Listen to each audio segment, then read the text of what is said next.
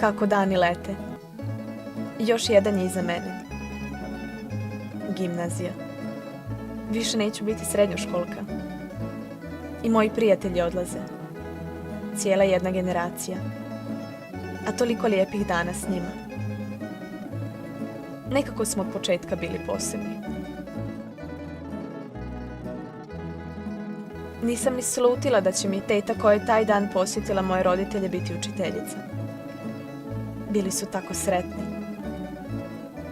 Tada nisam razumjela što znači odjel na hrvatskom jeziku. Nisam razumjela ni blagu brigu u očima roditelja. Gledali su me nekako s ponosom.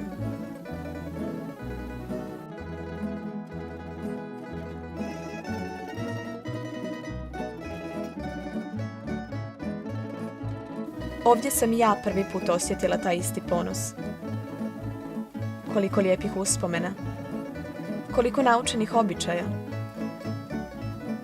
Možda me upravo to i navelo da kao mala istražim svoje porijeklo i napravim obiteljsko stablo sa mojim precima u nošnjama. Isto to stablo ću sada iskoristiti za svoj maturski rad. Morat ću ga potražiti i napraviti u modernoj verziji. Da, tako ću uraditi.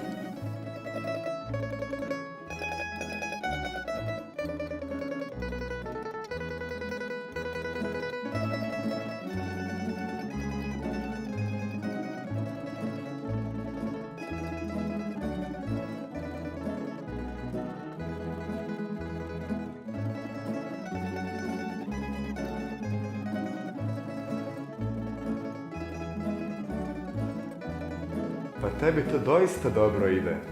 Baš uživam radeći ovo. Zamisli sve te ljude. Imali su snove, uspjehe, želje. Nadasve ponos.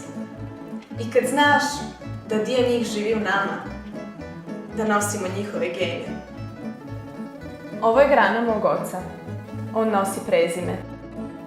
Ovo su moji roditelji, Josip i Marija. Ovo su moja braća, Tomislav i Luka. A evo i mene, gospođice, malog lista s mojim imenom.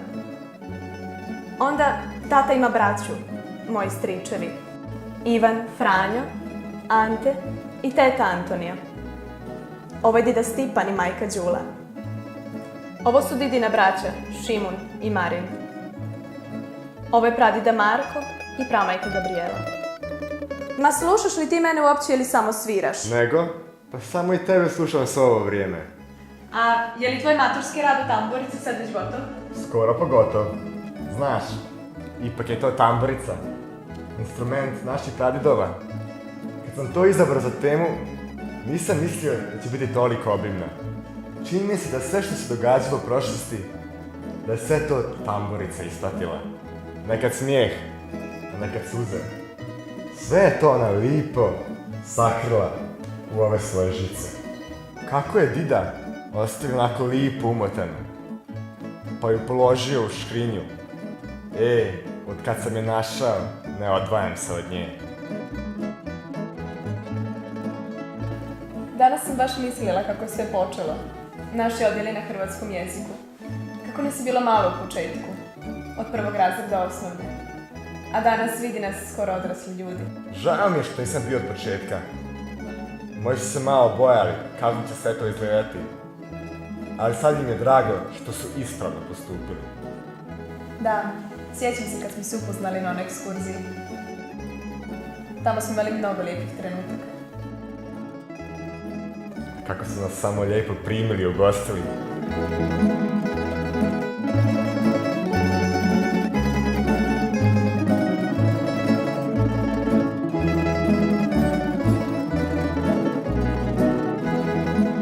Pa onda svi oni izljeti poslije. Sve ove godine, toliko smo toga dobroga doživjeli skupa.